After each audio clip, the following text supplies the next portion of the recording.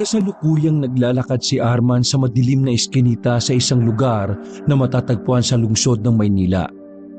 Yun lang kasi ang nag-iisang daan pauwi sa kanilang bahay. Kung hindi siya nagkakamali, mag-aalas 8 na ng gabi kaya naman wala ng ibang tao sa labas. Alam niyang delikado ang mag-isa pero nilakasan niya na lamang ang loob at nanalangin na sana ay makauwi siya ng ligtas sa kanila. Marami kasing tarantado at masasamang loob sa kanilang lugar at wala rin siyang nagawa dahil gabi ang kanyang uwian mula sa pinagtatrabahoang factory.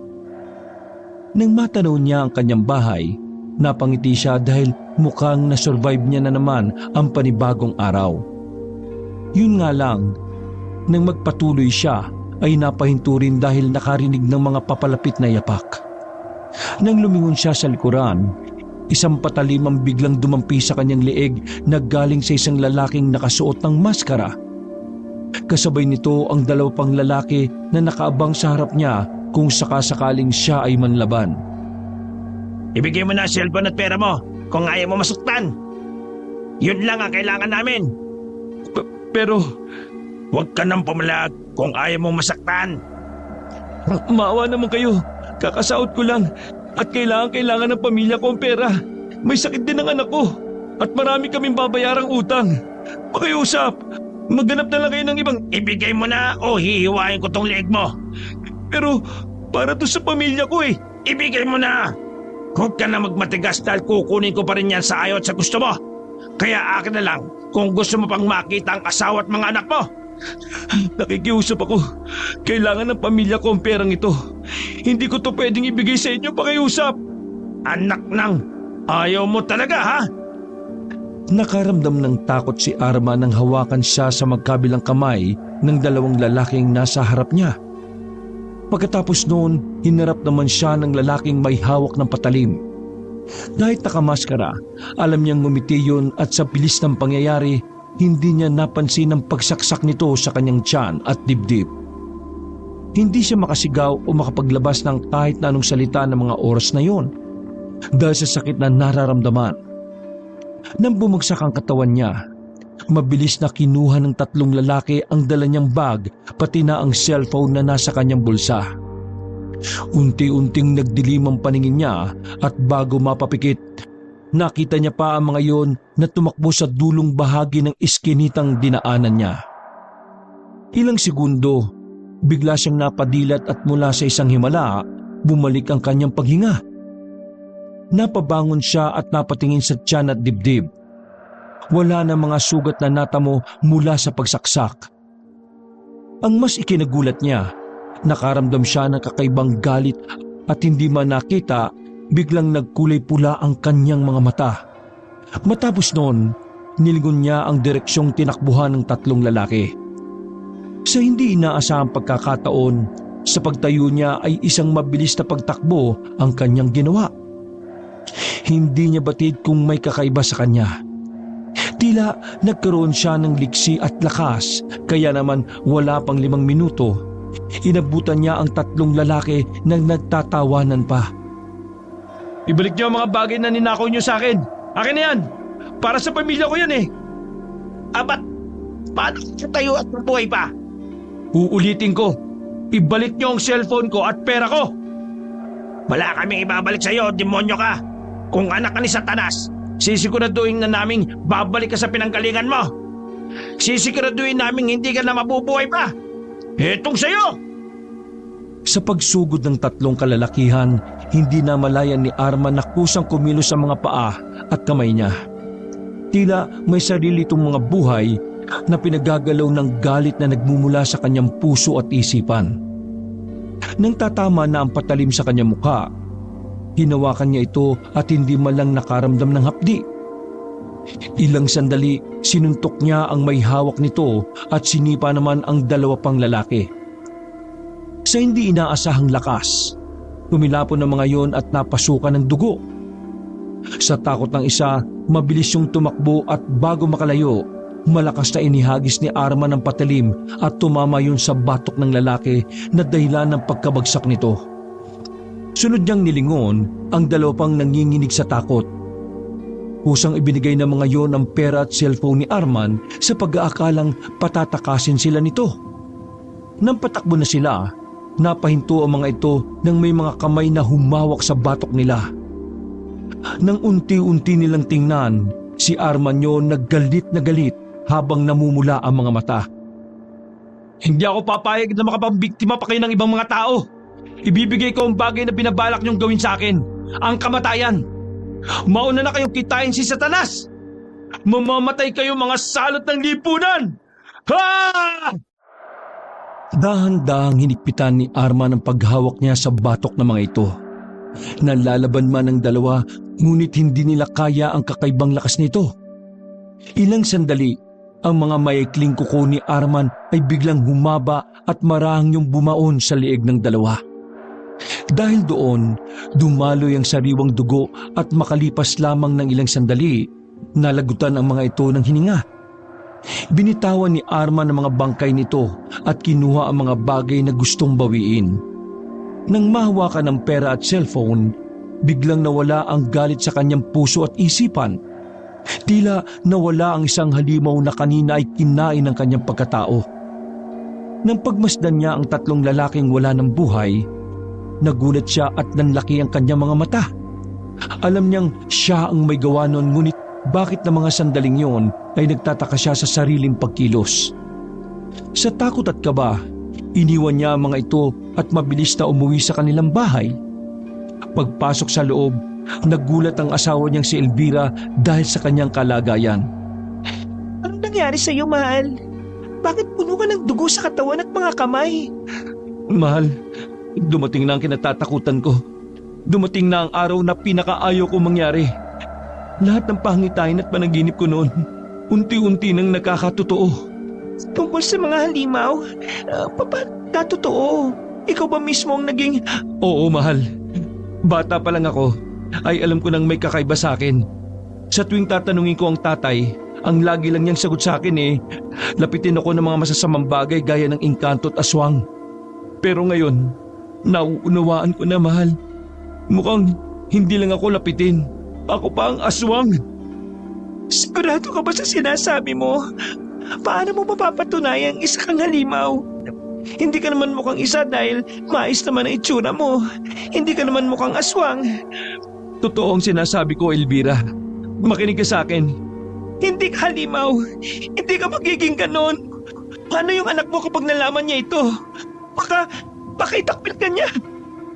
Yun na nga kinatatakot ko Pero kailangan mong malaman kung ano ang nangyari. Kung ano ang nagawa kong kasalanan. Huwag ka mabibigla sa mga sasabihin ko. At sana hindi ito makarating sa anak natin. Mahal, nakapatay ako ng 3 lalaki. No, pumatay ka na ng tao. Bakit?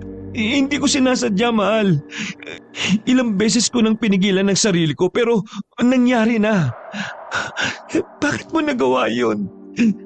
Dapat bago mo ginawa yun, inisip mo na muna ang mga anak mo. Paano na kami ngayon? Paano kung huliin ka ng mga pulis? Huwag pa naman.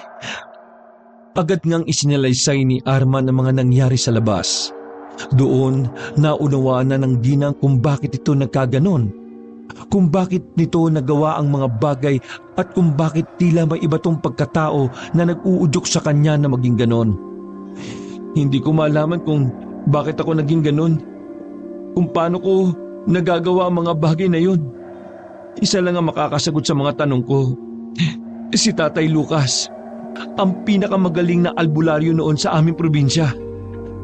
Ang Tatay Lucas mo, hindi ba't ilang taon na kayong hindi nakikita?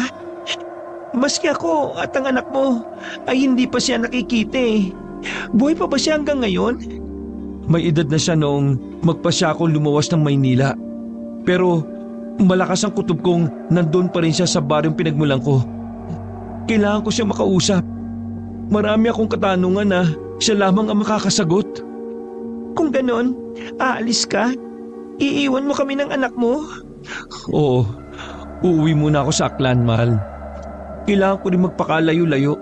Dahil kapag nalaman ng mga kapitbahay natin na ako ang pumatay sa 3 lalaki, ipapakulong nila ako. Sana nga lang ay hindi na nila malaman pa dahil ginawa ko lang naman yun upang bawiin ang ninakaw nila at ipinagtanggol ang sarili ko eh. Kung yan ang desisyon mo, hindi na kita mapipigilan. Ako na muna ang bahala sa anak natin dahil alam kong mas mahalaga ang ipupunta mo ron. Hiling ko lang, ano man ang matuklasan mo, sana ay hindi ka magbago. Sana ay ikaw pa rin si Arman na nakilala at minahal ko at ama ng anak ko. Mag-iingat ka ron, mahal. Bumalik ka kagad sa akin, ha? Walang magbabago, mahal. Ang mission ko lang ay matuklasan kung sino nga ba at ano nga ba ang totoong koneksyon namin ni tatay. Mahal, salamat sa pangunawa. Matapos magyakap, mabilis na pumasok ng silid si Arman upang ayusin ang mga dadaling gamit. Nang mailagay na lahat sa isang bag, sunod naman niyang tinungo ang 5 taong anak na si Clarita. Nagising pa yun na tinawag siyang papa. Kaya naman mabilis niya itong binuhat at niyakap ng maigpit. Anak, may pupuntaan lang si tatay ha. Hindi naman ako magtatagal eh. Babalik din kaagad ako. Hayaan mo, dadalang kita ng pinakamagandang pasalubong para makabawi ako. Mahal na mahal ko kayo ni nanay, anak. Tatandaan mo yan ha. Pagkatapos ng tagpong yun ay muling naghikab ang bata at isinandal na ang ulo nito sa kanyang balikat. At muling napapikit ng mata dahil sa labis na antok na nararamdaman. Muli ay dahan-dahang niyong ibinalik sa kanyang higaan. Nang muling makalabas ng bahay, nagpaalam si Arman sa kanyang asawa. Ang ginang naman hindi maiwasang mapaluha dahil sa iniisip na baka hindi na makabalik pa ang asawa. Labis itong nag-aalala at talagang nabibilisan na sa mga nangyayari. Hindi niya maiwasang dititigan ito habang nagpapaalam sa kanya. Huwag ka na malungkot, mahal. Sisikapi ko makabalik ka agad. Masagot lang ang tanong ko at malaman ng totoo kong pagkatao. Magiging kontento na ako.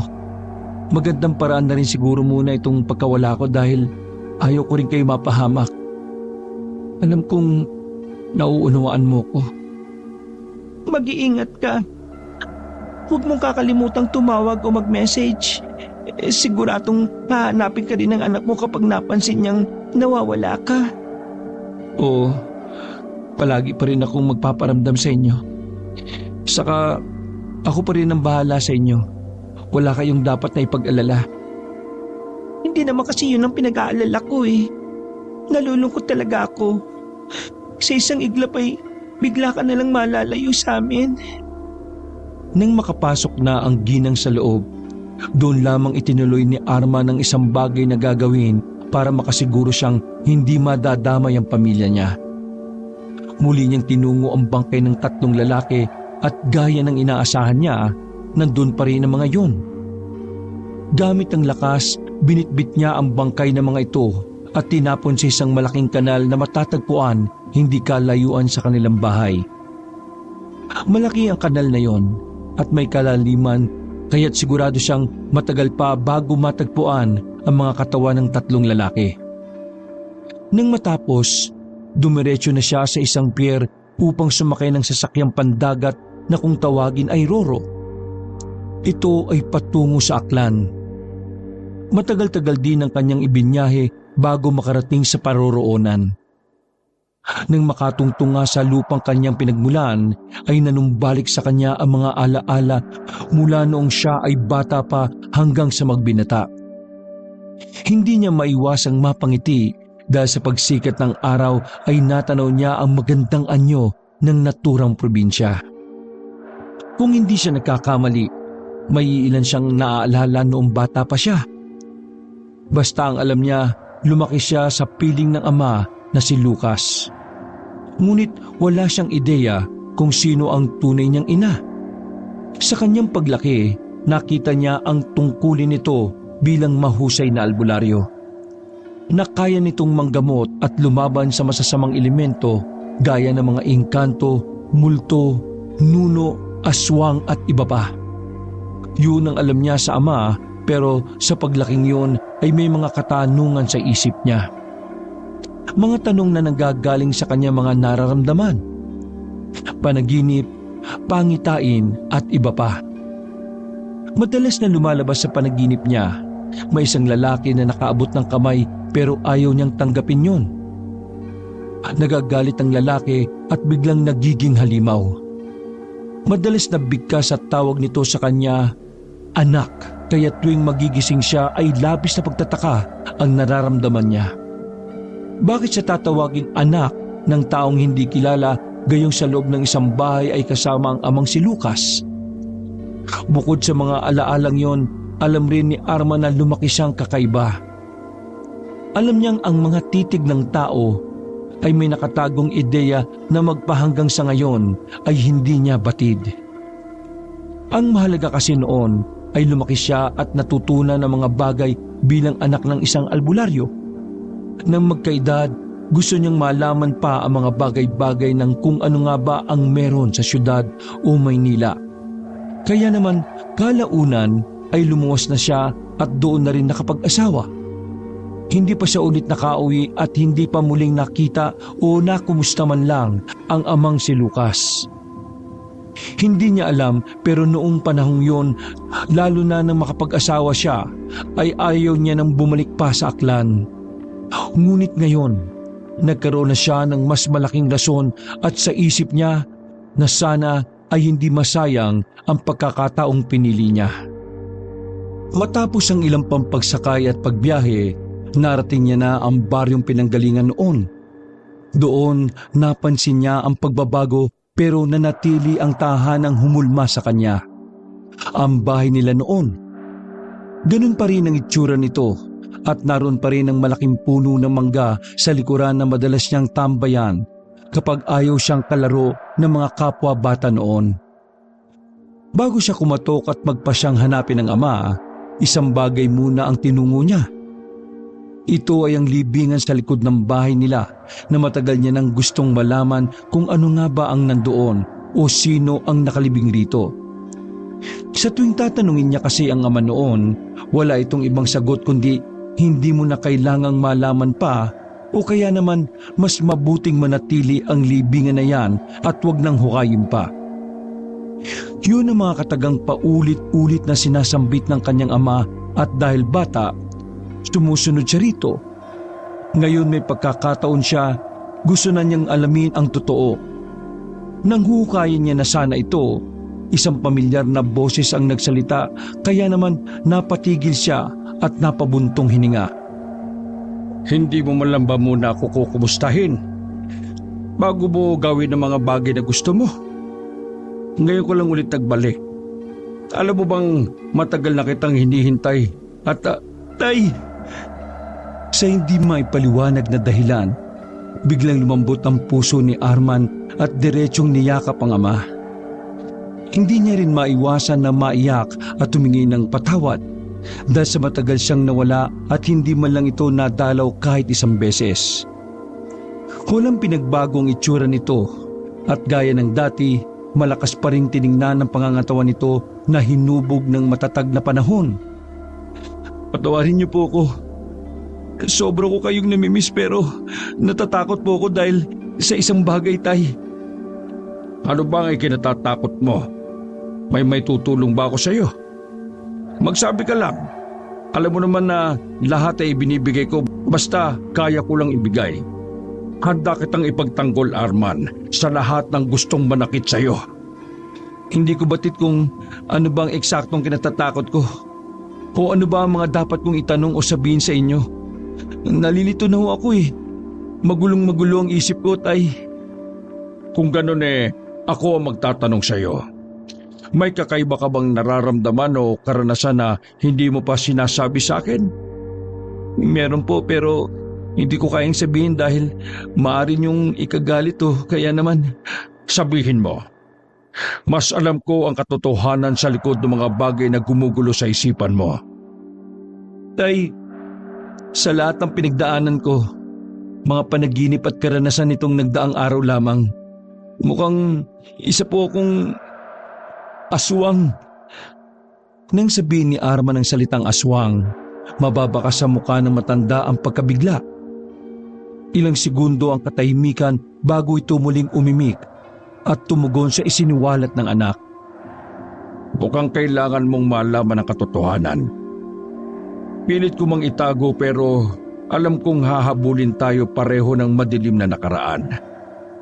Katotohanan? Madilim na nakaraan?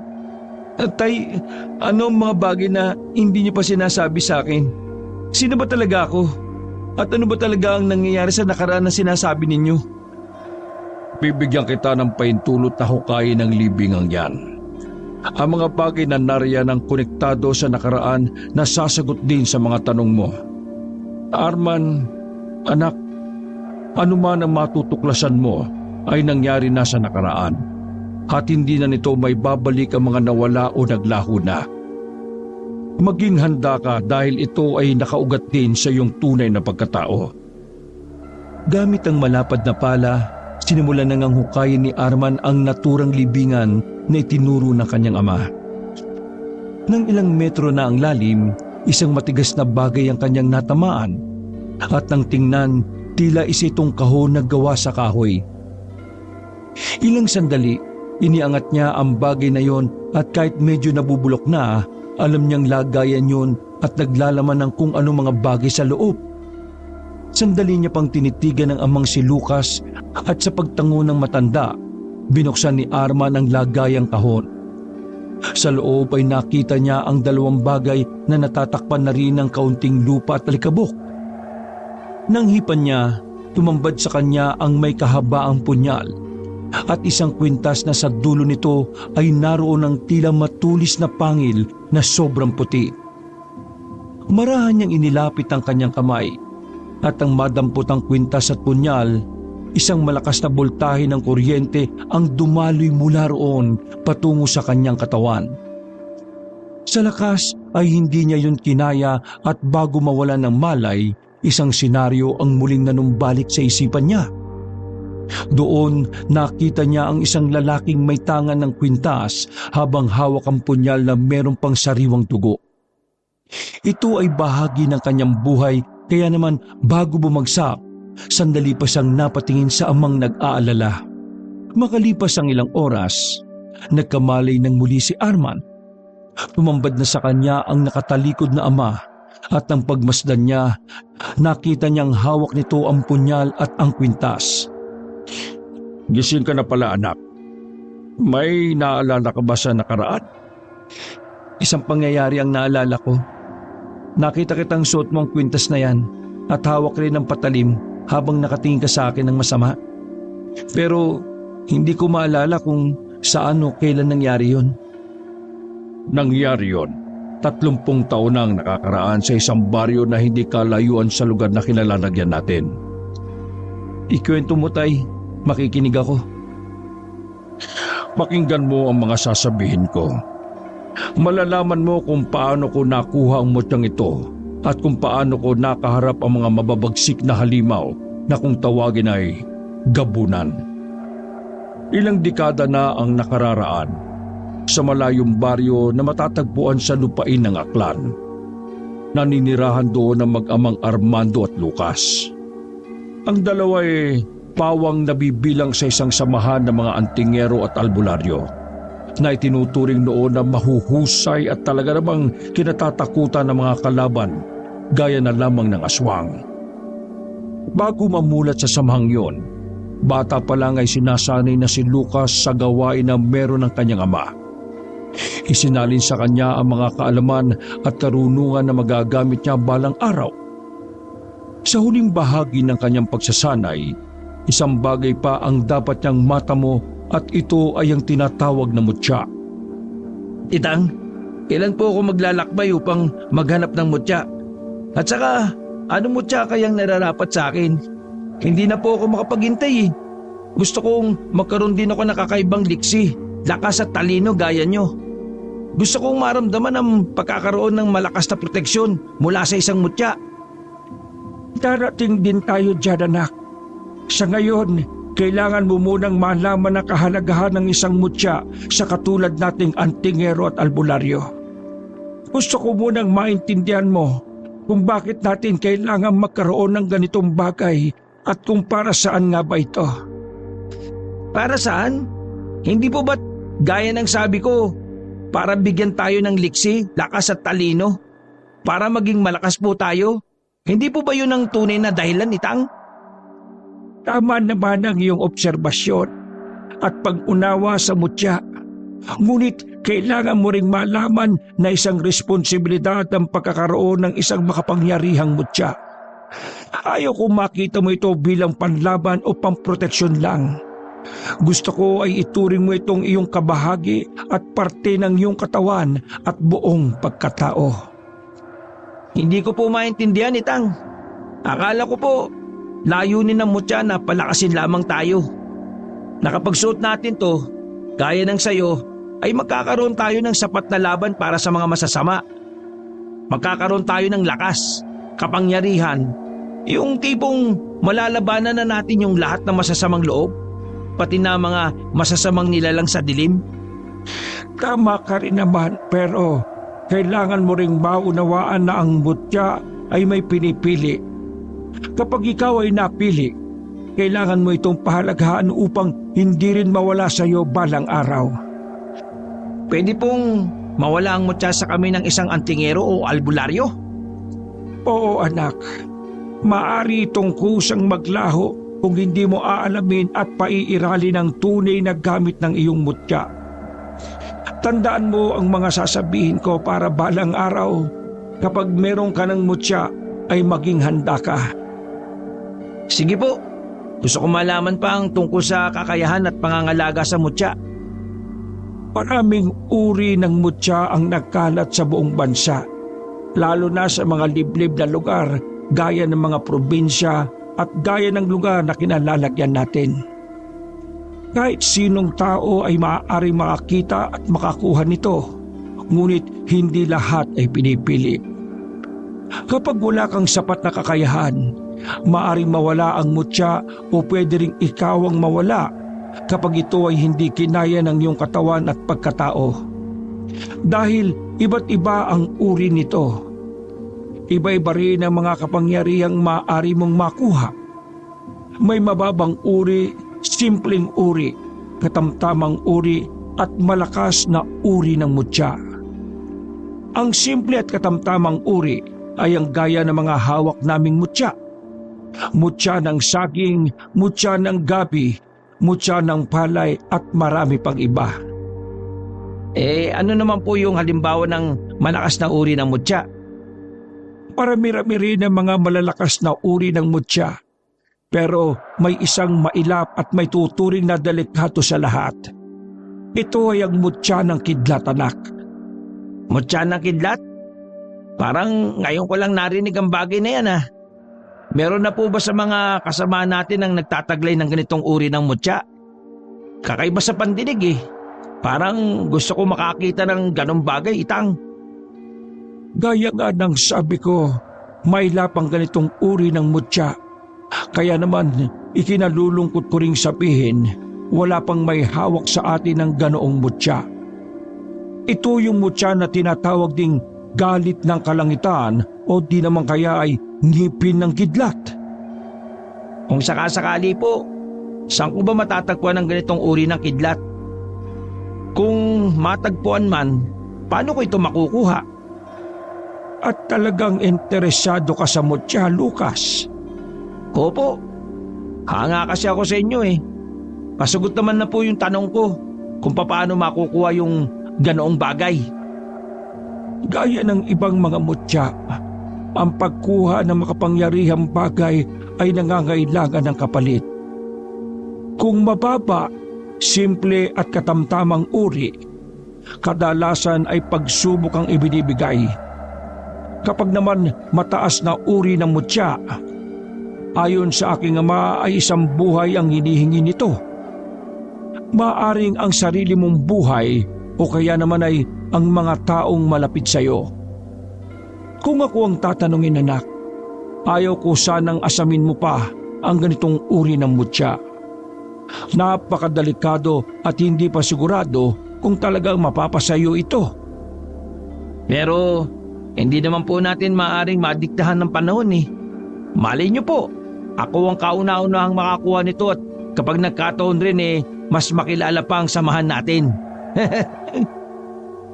Yan ang isang bagay na gusto kong maunawaan mo rin at pairalin mo sa iyong sarili. Ang kababaang loob. Kapag hawak mo na ang isang mutya, ang kadalasang dahilan ng pagkawala nito ang pagiging mayabang at mapagmataas sa sarili. Tandaan mo, ang dapat na tungkulin ay tumulong at kung magawa man natin yon sa tulong ng mutya, huwag na tayong maghintay pa ng kahit anong kapalit o kaya naman ay papuri mula sa ibang tao. Anak, sanayin mo na ang sarili mong maging mapagkumbaba dahil yun lang ang tanging susi sa pagpapanatili ng mutya sa iyong pagkatao. Naiintindihan ko na po, Itang. Kaya pala ang mahuhusay nating antingero at albularyo tahimik lamang. Kapag nananalo sila sa isang misyon o labanan, pinipili nilang magsaya kasama lamang tayo at hindi na pinamumuka sa iba pang tao kung ano ang naabot natin. Tatandaan ko po yan, Itang. Ang pagpapakumbaba. Mabuti naman at naintindihan mo ko, anak. Hayaan mo. Pagkatapos ng huling misyon natin kasama ng samahan, ay sisimulan mo na ang paglalakbay para sa mutya. Sana sa misyong ito ay mapatunayan mong handa ka na nga para sa mga mas mabigat na responsibilidad. Mangako po, gagawin ko ang lahat ng aking makakaya. Alam ko na kakayanin ko ang lahat ng pagsubok, Itang. Matapos makapag-usap na mag-ama, ay isa namang pagsisimula ng isang pulong sa samahang kinabibilangan nila. Dito pag-uusapan ng lahat ang gagawing paglusob sa kuta ng mga aswang na nanggugulo sa kanilang lugar at iba pang mga baryo. Magsipaganda kayong lahat. Bukas na ang araw ng pinakahihintay natin. Bukas na ninyo magagamit ang matagal na nating pinaghandaan. Bukas, bago matapos ang araw, ay sisiguraduhing mauubos na ang mga aswang na pinipilit maghari-harian sa ating probinsya. Nakatanggap ako ng impormasyon kung saan kuta sila matatagpuan. Susugod tayo. Bitbit ang ating mga sarili kasama mga mutya, agimat at anting-anting na ating nakuha at hinulma sa loob ng mahabang panahon. Sa mga kabataang kasali sa misyong ito, palagi niyong tatandaan ang mga aral at katanungang itinuro sa inyo ng nakatatanda. Maniwala kayo sa akin, ang mas may karanasan ang mas nakakaalam kung paano magagapi ang mga aswang. Kung may katanungan kayo, itaas niyo lamang ang inyong kanang kamay. Ako po, may tanong ako, Pinuno. Ano yon, Lucas? Anong klaseng mga aswang bang makakaharap natin bukas ng gabi? Ang kabataang tulad ko wala pang hawak na kahit na anong mutya na pwede sana naming magamit kasabay ng malalakas na orasyon. Maaari ba naming malaman anong klase ng halimaw ang lalabanan namin? Magandang katanungan. Makinig ang lahat, lalo na sa mga kabataan. Ang uri ng aswang na lulusubin natin ay ang tinatawag na gapunan. Sila mga uri ng aswang na mas malalakas kesa sa ibang mga lahi. Marami silang kakayahan na maaari niyong ikatumba. Ano naman ang kakayahan na meron sila, Pinuno? Ang mga gapuna na isang uri ng aswang na kayang manggaya o magpalit ng anyo sa nilalang na gugustuhin nila. Maaaring mukha ng isang tao o kaya naman nakakatakot na halimaw. Kaya nilang maging ibon, aso, baboy ramo, ahas at kung ano-ano pa. Kaya naman sila ay itinuturing din na mapanlinlang. Bukod sa mga kakayahang iyon, kaya rin nilang magpalit ng anyo o maging ganap na aswang kahit nakasikat pa ang haring araw. Ibig sabihin, malalakas sila kahit maliwanag pa ang paligid. Nang marinig ng iba ang tinura ng pinuno, nagsimula ang maraming bulungan. Hindi sila makapaniwala na ang makakaharap nilang kalaban ay likas na malalakas. Kung pagmamasdan ng pagpupulong, makikita na ang iba ay labis na naging seryoso. Ang iba naman ay natatawa pero karamihan ay natatakot dahil sa mga narinig. Si Lucas ng mga sandaling yon, napakunot ng noo at napapaisip. Alam niya sa sariling hindi basta-basta lamang na uri ng aswang ang makakaharap nila. Malalakas, mababagsik at nakakapangilabot. Bakit tila yata hindi katangian ng isang mahusay na antingero at albularyo ang nakikita ko sa inyo? Baka imbis na tapang at lakas ng loob, takot ang napagmamasdan ko sa mga bata at mukha ninyo. Tandaan nyo hindi ito laban ng isa o iilan lamang, kundi laban nating lahat. Hindi kami natatakot pero sa tingin ko, Pinuno, hindi pa sapat ang kakayahan meron kami upang makagapi ng sinasabi niyong gabunan. Hawak man namin ang pinakamatalim na punyal at iusal man namin ang pinakamalalakas na orasyon, hindi namin basta-basta matatalo ang aswang na mapanlinlang. Kung iisipin, kayang-kaya nila tayong patayin ang hindi natin nalalaman Anong paraan ang gagawin namin para maiwasan yun? Sabi nyo nga, mas nakakalam ang nakatatanda dahil sa maraming karanasan. Ngayon, gusto ko pong itanong, naranasan nyo na po bang makaharap ng ganitong uri ng aswang? Kung oo, paano nyo sila nagapi nang walang hawak na kahit na anong mutya? Dahil hindi lang naman kayo ang pinag-uusapan dito kundi pati kami mga kabataan na ang hawak lang ay sandata at punyal at kaalaman. Sa mga katagang binitiwan ni Lucas, makikita ang pagsang-ayon sa kanya ng ibang mga kapwa kabataan. Halos lahat ay humanga sa kanya dahil sa matapang niyang pagtatanong mula sa ideyang konektado nga naman sa misyon na papasukin nila. Nagkaroon ng ilang minutong katahimikan at hinihintay ng lahat ang magiging tugon ng kanilang pinuno sa samahan. Habang naghihintay, pabulong-bulong na kinausap ni Armando ang anak. Anak, sa tingin ko, dapat hindi mo na sinabi o tinanong ang mga bagay na yon. Maaring mapahiya ang pinuno natin dahil nakaharap sa kanya ngayon ang lahat ng mga miyembro ng ating samahan. Bakit? May masama po ba akong mga sinabi at naging tanong ko? Buhay din po namin ang nakasalalay rito. At para makasiguro, kailangan namin ng sapat na impormasyon tungkol sa makakaharap naming kalaban. Sa kaitang, kayo na po nagsabi sa akin na maging matanong lalo na sa gawaing meron tayo. Sinunod ko lang naman din yung aral na galing din po sa inyo na mas may alam ang nakatatanda, kaya't kailangan naming sumunod sa inyo. Ngayon, nagtatanong lang po ako na may kinalaman doon. Sa bagay, tama ka, anak. Sige, hintayin natin ang magiging tugon ng pinuno sa mga katanungan mo. Para sagutin ang katanungan ni Lucas, makinig kayong lahat. Marami na kaming nakaharap na mga uri ng aswang at karamihan sa mga yon ay napapaslang namin. Bago magkaroon ng kaalaman ng mga antingero at albularyo tungkol sa mutya, noon pa man ay lumalaban na tayo gamit ang sarili nating lakas at mga sandatang binuo sa pamamagitan ng mga sangkap na makikita lamang sa kapaligiran. Ibig sabihin, kahit walang mutya ay kaya nating ipagtanggol ang mga sarili natin. Mas pabor pa nga ngayon dahil mas marami ang kaalaman na meron tayo kaysa sa mga nabubuhay noon. Tama po kayo, Pinuno, pero hindi niyo pa rin po nasasagot yung tanong ko Hindi lamang basta mababang uri ng aswang ang pinag-uusapan dito, kundi gabunan na ayon sa inyong paglalarawan, malayo sa kaalaman na meron kami. Gusto namin makarinig ng isang karanasan at karunungan kung paano nyo mapapaslang o mapapatay ang ganitong uri ng aswang. Siguro nga, hindi na namin may tatago ang katotohanan ng malalakas talaga mga gabunan. Ikinalulungkot kong sabihin, Lucas, madaling magagapi ng ganitong uri ng aswang ang katulad niyong walang bitbit na mutya. Ano ho? Tama ba mga narinig namin?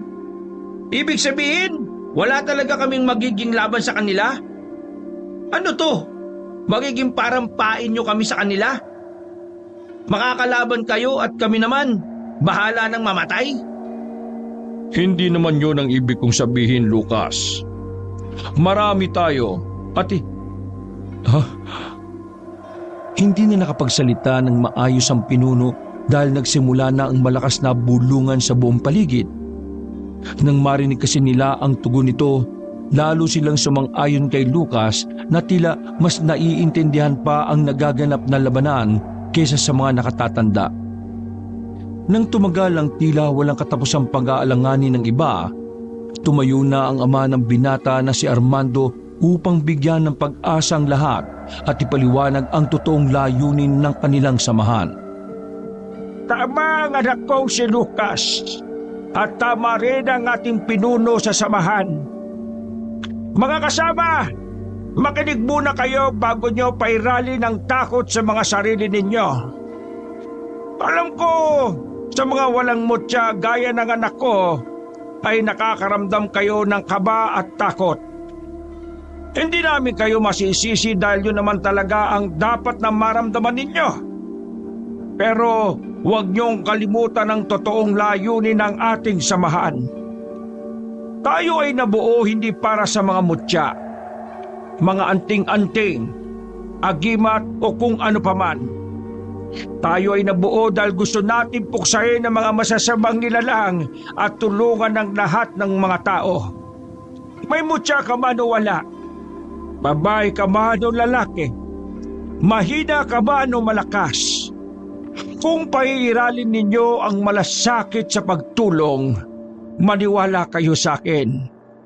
Kaya nating magtagumpay. Hindi ito palakasan o paramihan ng kapangyarihan at kakayahan.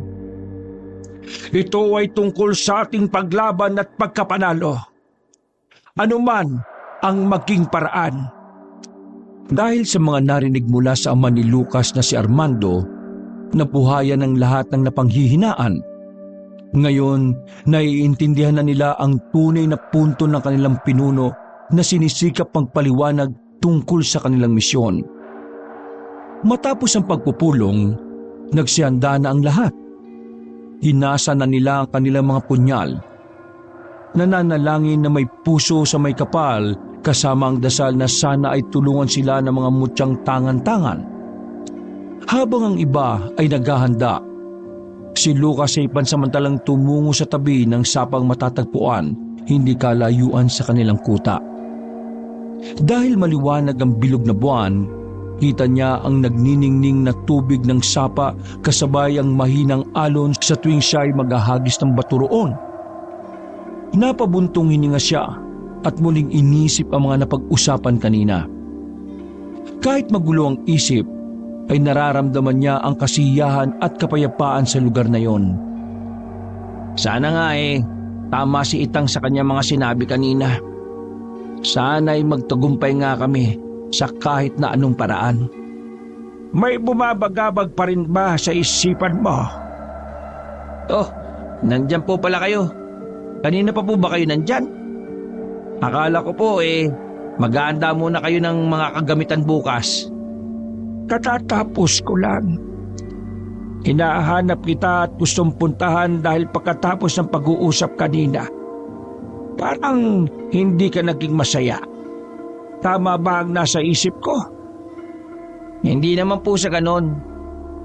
Natutuwa naman po ako sa mga sinabi nyo kanina pero may ilang bagay lang ang tumatakbo sa isip ko. Hindi ko po kasi maiwasang mag-alala dahil ang totoo, natatakot po ako sa mga gabunan. Natatakot? Bakit naman? Akala ko matapang ka dahil na rin sa mga naging katanungan mo sa iyong pinuno. Sa ating pinuno. Ano ba ang dapat katakutan sa isang gabunan? Sandaling napasulyap si Lucas sa ama dahil tila nag-iba ang tono ng pananalita nito. Hindi niya alam pero nagkaroon siya ng kakaibang kaba sa dibdib. Ipinagsawalang bahala niya na lamang yon at sinagot na lamang ang naging katanungan nito. Nag-aalala lang kasi po ako sa kung paano nila nilarawan ng mga kakaibang kakayahan ng mga gabunan Parang nakakatakot po silang makaharap. Alam ko na baka kapag nakaharap ako ng isa, baka hindi ko kayanin, maski meron na akong mutyang tangan Talagang malalakas sila.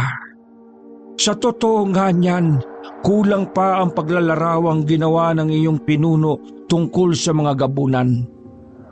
Gusto ko nga siyang pagtawanan kanina dahil gaya mo, parang natatakot din siya sa ganoong uri ng aswang at wala man lang siyang sapat na kaalaman. Natatanong ko tuloy sa aking sarili, paano siya naging matalino? Buti pa ang ama mo, Lucas, matalino. Yun nga lang, gaya ng iba sa inyo, ay hindi alerto. Anong sabi mo? Ang tatay Armando ko? Kung ganon hindi ikaw ang ipang ko. Anong ginagawa mo? Bakit mo siya ginera? Sino ka? Napatayo si Lucas mula sa pagkakaupo at mabilis na inilabas ang punyal na nasa kanyang tagiliran. Maya-maya, yumuko ang kaharap at kitang-kita ng dalawang mga mata niya ang unti-unting pagbabago ng anyo ng taong inakala niya na kanyang ama. Nang mag-angat ito ng tingin, iba na ang itsura nito dahil doon. Napatras si Lucas dahil alam niyang hindi lang basta-basang nilalang ang kaharap niya kundi isang gabunan.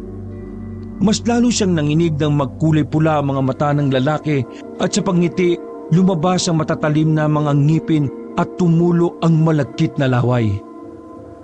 Ama ang nasa isip ko at takot na nararamdaman mo. Isang gabunan ang kaharap mo at isa lang ang sasabihin ko. Hinding-hindi nyo kami mapapatay dahil bago mangyari ang paglusob ninyo, uubusin namin kayo. Maswerte ka, hindi mo na masasaksihan ng pagkaubos ng lahing kinabibilangan mo. Hindi ako papayag. Ikaw muna ang papatayin ko. Gamit ang lakas ng punyal, sinugod ito ni Lucas. Bago pa man niya yon matapnisan, mabilis na nakaiwas ang aswang. Tila may kakaiba itong bilis dahil hindi man lang napansin ng binata ang pag-iwas nito. Nang makita niya ito sa likuran, muli niya yung sinugot. Ngunit gaya ng una, nakaiwas ito at pinagtawanan lamang siya. Nama pala mga tinuran mo sa iyong pinuno. Walang laban ng katulad mong walang mutya sa akin. Kahit may mutya man kayo, sisiguraduhin naming hindi nyo na magagamit yon dahil bago kayo makalaban, mawawalan na kayo ng hininga. Sunod na sumugod ang gabunan at dahil mabilis, hindi napansin ni Lucas ang paglapit nito. Nagulat na lamang siya nang may mahigpit na palad ang sumasakal sa leeg niya. At nang tingnan, nasa harapan niya na ang aswang. Humaba pa ang dila nito at dinilaan ng mukha ng isa. Ang laway nito ay tila asido, kaya naman bahagyang umusok ang mukha ni Lucas at nagkaroon ng paso. Pagkatapos, gamit ang mahahaba at matutulis na mga kuko, ay sinaksak nito ng makailang beses ang tiyan ng binata. Nang manghina, binitiwan siya ng gabunan. Kaya naman bumagsak siya sa kinatatayuan. Huwag kang mag-alala, Lucas. Kakalat muna ng paunti-unti ang lason sa katawan mo at pagkatapos nun, saka ka lamang malalagutan ng hininga. Gaya ng sabi ko, maswerte ka pa rin dahil hindi mo na masasaksihan ang pagkamatay ng buong samahan ninyo. Hindi. Huwag niyo silang saktan. Nakikiusap ako. Huwag niyo silang... Hindi na naituloy ni Lucas sa mga sasabihin dahil nawala na siya ng malay. Bago maipit ang mga mata, nakita niya pa ang aswang na ngumiti at matapos noon, dumiretso ito sa kuta ng kanilang samahan, kung nasaan din ang ama ni Lucas. Sa paglipas ng ilang minuto, ang isang espiyang gabunan ay biglang dumami. Habang papalapit sila sa mga natutulog na antingero at albularyo, dahan-dahan din ang pagpapalit nila ng anyo mula sa pagiging normal na tao hanggang sa pagiging mabagsik at nakakatakot na halimaw. Ilang sandali, isa-isa nilang pinagpapapaslang ang mga miyembro ng samahan sa pamamagitan ng paghiwa sa mga liig ng mga yun.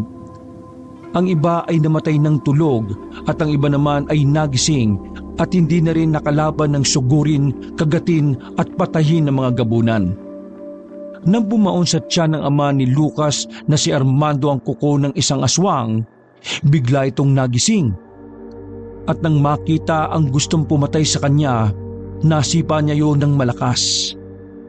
Nang pagmasdan niya ang paligid, nakita niyang napakaraming mga gabunan, pati na ang maraming kasamahang napaslang. Dahil doon, sumigaw siya ng malakas upang gisingin ang natitira pang buhay ng mga kasamahan niya. Mga kasab, nilulusob tayo ng mga gabunan. Alerto kayong lahat. Kasama ng ibang natitirang mga antingero at albularyo, pinilit na lumaban ng lahat at kahit alam pa nilang dihado na sila. Gamit ang malalakas na orasyon at mga mutyang hawak, isa-isa nilang nilabanan at ginapi ang mga aswang. Pero dahil lugi sila sa bilang, unti-unti rin silang natalo at naubos sa mga gabunan. Walang nagawa si Armando kundi ang tumakas na bagsik at galit ng mga kalaban. Puno man ng sugat at nangihina, pinasok niya ang masukal na kagubatan. Nagbabakasakali rin siyang naroon ang anak ni Lucas dahil hindi niya ito nakita sa kutang pinanggalingan. Nang makarating siya sa malawak na sapa, doon niya na lamang ito natagpuan ngunit wala pa ring malay. Gamit ang natitirang lakas, pinilit niya itong gisingin. Anak, Lucas, gumising ka. Anak, Diyos ko, anak ko. Dahil sa labis na panghihina, bumagsak na rin ang katawan ni Armando sa lupang kinatatayuan. Kasabay nun ay ang pagmulat ng mga mata ni Lucas. Agad niyang nakita ang kalagayan ng kanyang itang na nakahandusay sa lupa. Ramdam pa man ng hapdi mula sa mga sugat na nasa tiyan ay pinilit niyang tumayo upang lapitan ito. Sa hindi inaasahang pagkakataon, naluha siya dahil sa sinapit ng amang naghihingalo na. Itang, lumaban po kayo. Huwag niyo po akong iwan. Itang! Anak, lumayo ka na sa lugar na ito. Baka maabutan ka at mabalikan ng mga gabunan. Sila ang may gawa sa inyo nito. Sila rin ang nanakit sa akin kaya ako nawalan ng malay eh. Nararamdaman ko pa ang lason sa katawan ko. Pero hindi na yung malaga. Dahil nakita't nakasama ko kayo. Sana mali ang iniisip ko. Inubos pa nila ang mga kasama natin. Itang, sana mali ang mga salitang binitiwan ko. Oo anak. Inubos nila ang lahat at tayo na lamang ang natitira. Ngayon, bago ako mawala, ay isang bagay lang ang hihilingin ko. Hindi, Itang! Hindi ka pwede mawala! Huwag mo akong iwanan! Pakiusap! Marami pa tayong mga pangarap na gustong tuparin at gawin! Pakiusap! Huwag! Hindi, Lucas. Pakinggan mo muna ako. Pakiusap. Itang, nahihirapan ka na po magsalita. Ang lahat ng pangarap natin ay kaya mong tuparin maski mag-isa ka na lang. Pero meron lang akong isang hiling sa'yo. Ano po yun, Itang? Ipagiganti mo ang ating samahan. Bigyan mo sila ng hustisya, anak. Ang lahat ng namatay. Ikaw na lang ang huling pag-asa ng lugar natin at ng ating lahi. Nakikiusap ako. Huwag mo sana akong biguin. Paalam, anak. Huwag, Itang! Nakikiusap din ako. Pakakawa niyo na. Huwag niyo akong iiwan. Hindi ko po talaga kaya, Itang. Mahinang ako. Hindi ko na. Itang! Itang! Gumising ka! Tuluyang binawian ng buhay ang matandang lalaki. Labis yung ipinagdalamhati ni Lucas. At sa pagkawala nito ay tila dumilim ang kalangitan. Iyak at sigaw ang pumalaw sa lugar na yon. Kasabay noon ay ang malakas na pagbuhos ng ulan na sinabayan ng nakabibinging pagkulog at pagkidlat. Tila nakikidalamhati din ang kalangitan mula sa paghihinagpis ng binata dahil sa pagkamatay ng kanyang ama kasama ang mga taong kaangkan niya. Bakit? Bakit ang ama ko pa? Bakit ikaw pa? Nang tinglain at questionin ni Lucas ang may kapal, isang matalim na kidlat ang biglang gumuhit sa madilim na kalangitan. Ang kidlat ay tumama sa isang malaking puno at kahit umuulan, kitang-kita niya na nag-aapoy at nagbabagayon. Nung una, hindi niya ito pinansin at patuloy lamang na niyayakap ang walang buhay na ama habang lumuluha. Ngunit nang muling kumidlat, muli rin yung tumama sa parehong direksyon na tila sinasabing puntahan na ito ni Lucas. Bago tumayo, muling tumingala ang binata sa kalangitan at naalala ang salitang kidlat na minsan na nilang napagkwentuhan ng ama. Nang maalala rin ang salitang mutya, doon ay tuluyan na siyang napatayo at napapunta sa pinagtamaan ng kidlat. Habang papalapit, painit din ng painit ang paligid dahil sa may kalakihang apoy at baga sa malaking puno.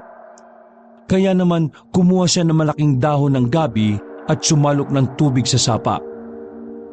Nang makakuha, ibinuhos niya yon sa nagbabagang puno. Nang mawala, tumambad sa kanya ang isang makintab na bagay. Nang malapitan, napakunot pa siya ng noo dahil ang bagay na yon ay nakatusok at hugis pangil ng kung anong hayop. Ito na ba yung sinasabi nilang mutya o ngipin ng kidlat? Gamit ang kanang kamay, dahan-dahan itong kinuha ni Lucas. Nang mahawakan, sandali niya pang naramdaman ang mahinang boltahe ng kuryente na bahagyang gumapang sa kanyang katawan. Bago hugutin sa pagkakabaon, tiningnan niya pa ang tiyan at wala na roon ang kanyang mga sugat na natamo mula sa isang gabunan na nakaharap niya kanina. Napangiti siya, kaya naman gamit ang buong lakas, hinugot niya ng tuluyan ang mutya ng kidlat. Nang magawa, tinitigan niya yon ng maigi. Ilang segundo'y kumidlat ng pagkalakas-lakas at tumama naman yon sa lugar na pinanggalingan niya. Nang maalala ang ama, mabilis niya itong binalikan at doon tumambad sa kanya ang nasunog na nitong katawan. Gusto niya mang lapitan ang katawan ng ama, ngunit napahinto siya nang marinig ang malalakas na ungol ng aswang na tila papalapit sa kanilang kinalalagyan. Pasensya na, Itang. Kailangan ko po munang tumakas. Pangako, babalik ako at tutuparin ko ang nag-iisa niyong kailingan. Babalik ako upang ubusin ang mga gabunan na pumaslang sa inyo. Mabilis ngang nagtatatakbo si Lucas patungo sa malawak at masukal na kagubatan. Puno pa yun ng sakit at hinagpis. Nilakasan niya ang loob at pansamantalang lumayo sa lugar na yon. Bago sumapit ng umaga, huminto na rin sa wakas ang malakas na buhos ng ulan. Kasabay noon ay ang pagkakita ng dalawang matanda sa nakahandusay na katawan ni Lucas. Nakadapa pa ang binata at walang malay. Sa kanang palad naman ito ay naroon ang mutyang hawak-hawak ng mahigpit. Sa pag-aalala at awang nararamdaman ng dalawang estrangherang matanda, nagpatulong sila sa mga kabaryo upang bitbitin at dalhin ito sa kanilang tahanan. Makalipas ang ilang oras, nagmulat na mga mata ang binata. Bago niya sugurin ang paligid, una niyang inalam kung nasa kamay niya pa ang mutya ng kidlat. Nang makumpirma, napahinga siya ng malalim dahil naroon pa ito, pati na ang kanyang punyal. Maraan siyang bumangon sa papag ng kinahihigaan at alam niyang nasa ibang tahanan siya. Paglabas ng silid, bumungad sa kanya ang dalawang matanda na halos kasing edad lang din ng kanyang ama. Gising ka na pala, iho. Kumusta ang pakiramdam mo? Sino ka? Hindi na importante kung sino ako, iho. Kaya mo na bang bumangon? May pagkain ka dyan. Sumubo ka na muna kung nagugutom ka. Ayos lang naman po ako. Nasaan po ako? At paano po ako napadpad dito? Nakita ka namin sa gitna ng gubat, hindi ka layuan dito sa baryo namin. Wala kang malay at puno ng dugo sa katawan. Ang ipinagtataka lang namin itong asawa ko, Kung maraming butas ang damit mo at may mga dugo, bakit wala kang kahit na anong sugat o pinsala? Mahabang kwento po kung bakit, pero labis po ako nagpapasalamat dahil tinulungan niyo po ako. Mukhang marami kang ang pinagdaanan at kung ayaw mong isalay sa yun ayos lang naman sa amin, iho. Saka walang anuman. Handa kaming tumulong lalo na sa mga nakakailangan. Alam niyo po, naalala ko sa inyo yung ama ko. Kamamatay niya lang po kasi ganyan din po siya magsalita eh. Ang laging bukang bibig niya ang salitang pagtulong. Kaya naman, hindi ko siya makakalimutan. Ikinalulungkot kong malaman yan, iho. Hayaan mo, kung nasan man ngayon ang ama mo, sigurado kong masaya siya dahil patuloy mo siyang naaalala. Mukhang ilang araw ka na rin hindi kumakain ah. Halika, tamang-tama dahil katatapos lang naming magluto. Sabayan mo na kami sa pagkain. Maraming salamat to. Doon na nga nagsimula ang bagong pakikisama at tila bagong pamilya na rin ni Lucas. Habang nananatili kasi siya roon ay mas naramdaman niya ang kabutihan ng mag-asawang matanda. Hindi pinayayaan ng mga yon ng anak. Kaya naman nang mapunta siya roon ay natuwa ang mga ito. Gaya ng dalawang matanda, natuwa rin si Lucas dahil tila pansamantala siyang nagkaroon ng ama at ina. Sa paglipas ng mga araw, pinili ni Lucas ang manatili roon at pansamantalang kalimutan ang kanyang tungkulin at pinagmulan. Na mga sandali kasing yon, parang gusto niya na lamang ng katahimikan dahil sa tuwing iisipin niya ang paghihiganti, hindi niya alam kung saan siya magsisimula. Hanggang sa dumating na nga ang araw na mag-uudyok sa kanya upang magpatuloy sa misyon ng tungkulin. Habang nasa hapagkainan, isang grupo ng kalalakihan ang dumating at nanggulo sa baryong kinalalagyan niya. Kinukuha ng mga ito ang mga naanim prutas at gulay ng mga ito.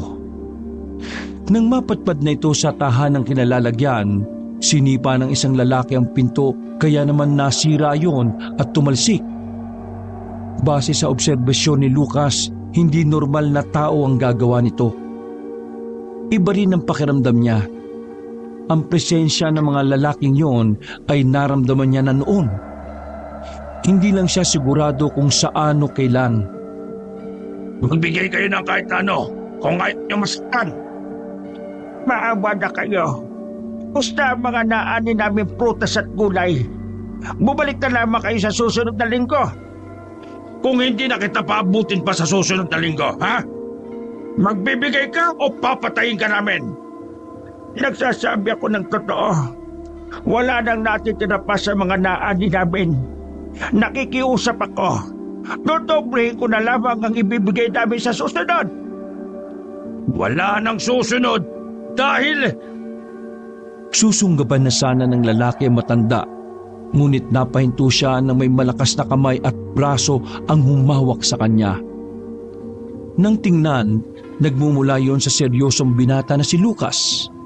Ilang sandali, binitawan ito ng binata at nagturan. Ito na ang uling pagkakataon na manggugulo kayo sa baryong ito.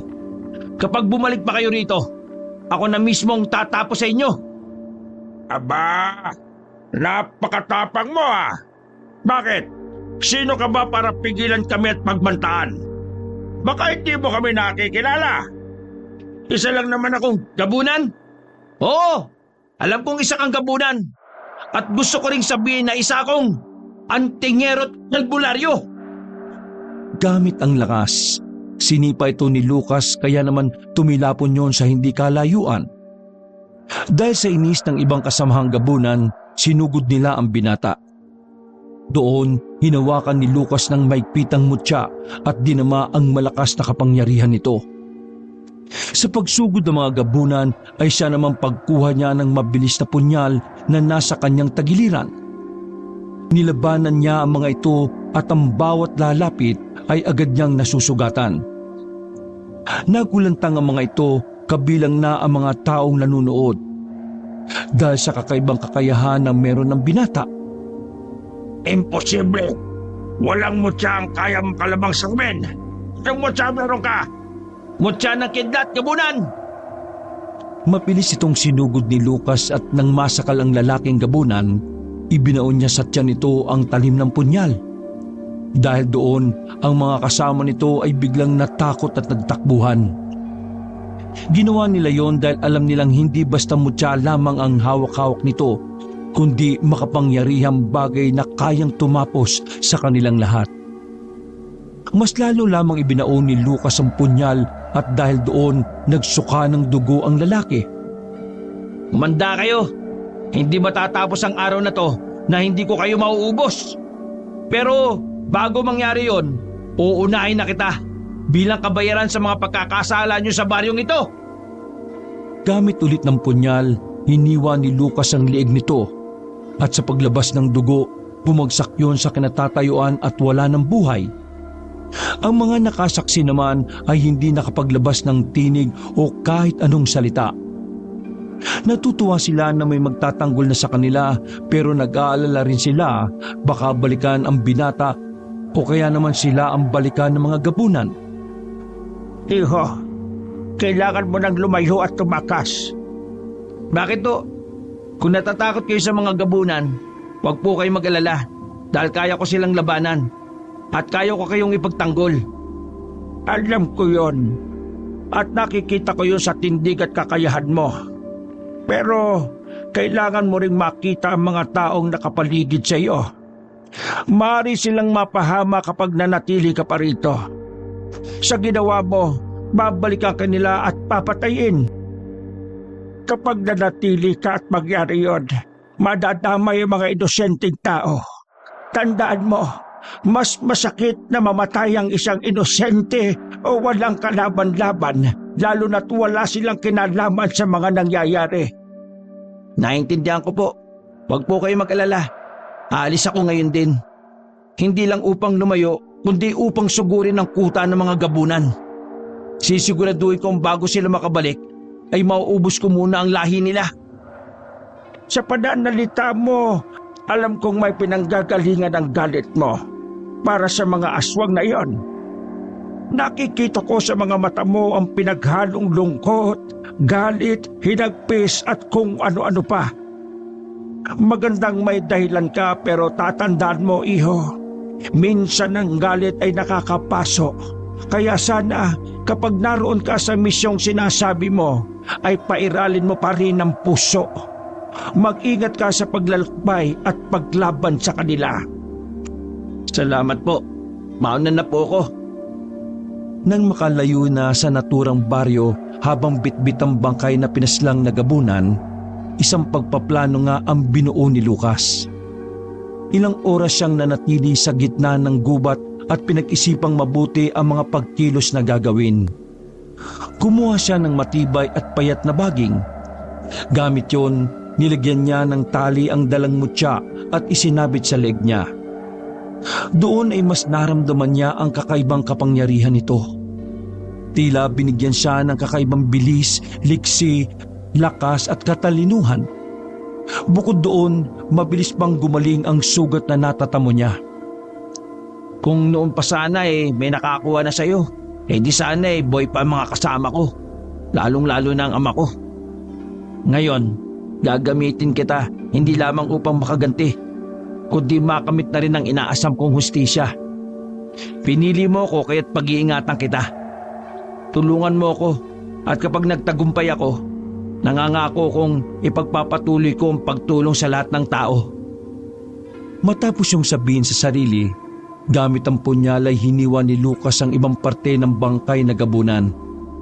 Nang makakuha ng sapat na dugo, ipinahid niya yon sa ilalim ng kanyang siko, tuhod, talampakan at batok. Ayon sa turo ng kanyang ama, paraan ito upang hindi siya maamoy o paghinalaan ng kalabang aswang na pupuntahan niya. Kailangan niya makarating doon at mag-obserba upang malaman niya ang mga dapat gawin sa paglusob at pag-ubos sa mga ito. Nang matapos, itinago niya sa loob ng damit na ibibigay sa kanya ng dalawang matanda ang kwintas na merong mutya ng kidlat. Sa kanyang pagbuntong hininga, ay sa namang pagsisimula niya sa paglalakbay patungo sa kuta ng mga aswang na gabunan. Hindi katagalan, nakita na siya ng usok na nagbumula sa hindi kalayuan. Napangiti siya dahil alam niyang ito na ang lugar na hinahanap niya na lulusubin sana nila noon bago mawala ang samahan. Nang makalapit at makapasok, napagbastan niya ang paligid. Kung titingnan, tila ito normal na baryo lamang gaya ng sa kanila. May mga tahanan, taniman, mga tao at iba pa. Pero alam niyang sa likod ng mga mukhang yon ay ang nakatatakot na katotohanan ng mga gabunan nito. Gusto niya mang makaramdam ng awa, ngunit nangunguna sa kanya ang sakit, lalo na nang makita ang isang pamilyar na grupo ng kalalakihan. Ito ang mga sumugod sa baryo ng dalawang matandang umampon sa kanya at kasama rin ang gabunan na pinatay niya. Tamang-tama, ito na pala yung pagkakataon ko para lusubin ang baryo ninyo. Huhugutin na sana ni Lucas ang punyal, ngunit napahinto siya nang may batang lalaki ang biglang lumapit sa kanya at nakaabot ang mga kamay. Hindi man nagsasalita, ngunit alam niyang nanghihingi yun ng makakain. Gusto man niyang tumalikod at iwasan na ito, ngunit hindi niya magawa. Lalo na nang kumapit ito sa kanyang binti at nagmamakaawa. Napabuntong hininga ang binata at saka kinuha ang dalang lagayan ng piraso ng tinapay na tira niya sa paglalakbay. Oh, eto tinapay. Wala na akong ibang dala kaya yan lang ang kaya kong maibigay sa'yo. Sige na bata, bumalik ka na sa mga magulang mo. Tumango nga ang bata at dali-daling nagtatatakbo patungo sa isang bahay kubo. Dahil sa eksenang yon, hindi maiwasan ni Lucas na makaramdam ng lungkot at panlalambot. Hindi niya alam pero bigla na lamang siyang nanghina at ang galit na umiiral kanina ay biglang nawala. Lalo na nang maalala niya ang bili na matandang lalaki tungkol sa mga inosenteng maaaring madamay sa kanyang gagawing paghihiganti. Kaya naman, imbis na sugurin ng mga lalaking yon, nagpasya siyang umalis at muling bumalik sa baryo ng dalawang matanda. Habang naglalakad, hindi niya maiwasan ng muling mapaisip. Itang, tulungan mo po ako. Alam kong nasa langit ka na at kasama mo na ang Panginoon. Pero sana, bigyan mo ako ng dahilan o senyalis man lang sa kung ano ba ang dapat na maging desisyon ko. Gusto ko man kayong ipagiganti pero hindi ko magagawa dahil sa mga, alam niyo na, mga nilalang na maaaring madamay. Kapag hindi ko naman tinupad ang hiling mo, lalamunin naman ako ng konsensya at paghihinagpis. Itang, ano ba dapat kong gawin? Hindi ko na alam eh. Gusto ko mang isipin na, Napahinto sa pagsasalita at paglalakad si Lucas nang makita ang malaking usok na nagmumula sa baryong kinalalagyan ng mga tao at ng dalawang matandang umampon sa kanya. Mabilis pa sa 4:00 ang pagtakbong ginawa niya at nang makarating doon, napatigil siya at nagulantang sa nasaksihan. Hindi pwede! Anong ginawa ng mga gabunang yon? Nang tuluyang makalapit, nakita niyang sunog na ang lahat ng mga tahanang naroon, kabilang na ang bahay ng dalawang matanda. Nang mapalingon siya sa kaliwa, napalud siya nang makita niya ang tambak ng mga bangkay ng mga taong alam niyang aswang ang pumatay. Mula sa pinakababa ng mga katawang yon, nakita niya ang butas na mga katawan ng dalawang taong tumulong sa kanya. Dahil doon, ang galit na nararamdaman ng binata ay mas lalong nadagdagan. Sa kanyang pagsigaw ng malakas, muling bumuhos ang ulan. Bakit? Bakit ito dinamay ang mga taong walang kinalaman sa mga nangyari? Una, ang mga kasamaan ko. Ikalawa, ang ama ko. Ngayon, pati ang mga taong nagmamalasakit ay pinaslang nyo. Humanda kayo. Hindi na ako magpapakita ng awa. Uubusin ko kayong lahat! Sa kanyang pagtayo, isang mabilis na pagtakbo ang ginawa niya. Tila isa siyang kidlat na bigla na lamang sumulpot sa baryo at kuta ng mga aswang. Kitang-kita ng mga naroon ang nanlidisik na mga mata ng binatang labis ang pagkagalit. Mula sa tagiliran, gamit ang kanang kamay ay marahan niyang hinugot ang matalim na punyal. Gamit naman ang kaliwa, inilabas niya sa loob ng damit ang makapangyarihang mutya ng kidlat. Nang makita siya ng mga kalalakihang gabunan, biglang nagsigawan ng mga yon at unti-unting nagbago ng anyo. Ang iba ay naging aso, ang iba ay naging baboy ramo, ibon, lobo at kung ano-ano pa. Ang iba naman ay humaba ang mga balahibo. Nagkaroon ng mahabang dila, mga ngipin at matutulis na mga kuko. Mali ang desisyon mong sugurin kami sa sarili naming lupain, Lucas. Kumusta ka? Naalala mo pa ba ako? Akala ko noon ay napatay na kita. Yung pala ay nabuhay ka at muling lumapit sa kamatayan. Oo, naalala kita. Pero hindi ako lumapit sa kamatayan, kundi dadalhin ko kayo doon. Sisiguraduhin kong ang kamatayan ng mga kasamahan at ama ko ay ang magiging kamatayan din ng lahi ninyo. Napakatapang mo naman magsalita. Parang nung huli nating paghaharap nanginginig ka pa sa takot. Ngayon akala mo kung sino ka matapang. Bakit? Dahil masahawak mo mutya? Nakakatawa ka. Dahil wala kang kalam-alam na ang mga mutya ay hindi na kami kaya pang paslangin. Siguro, oo, hindi na kayo kayang paslangin pa ng ibang mga mutya. Pero hindi ng hawak kong mutya ng kidlat. Ano? May hawak kang mutya ng kidlat? Oh, bakit parang ikaw nang natatakot at nanginginig ngayon?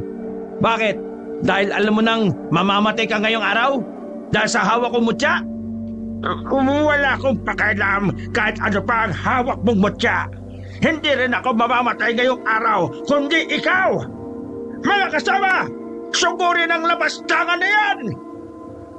Sabay-sabay ngang sumugod ang mga aswang na gabunan sa kanya. Ngunit dahil sa taglay na liksi at bilis na ibinigay ng mutya, mabilis na nakaiwas si Lucas. Gamit naman ang punyal, isa-isa niya itong pinagsasasaksak, hinihiwa at sinusugatan. Ang bawat tatamaan ay agad na bumabagsak at nanginginig na tila kinukuryente ng mataas na boltahe. Sa pagsugod pa ng mga aswang, hinawakan ng binata ang kwintas at pumulong ng malakas na orasyon na alam niyang mula sa itinuro ng namayapang ama.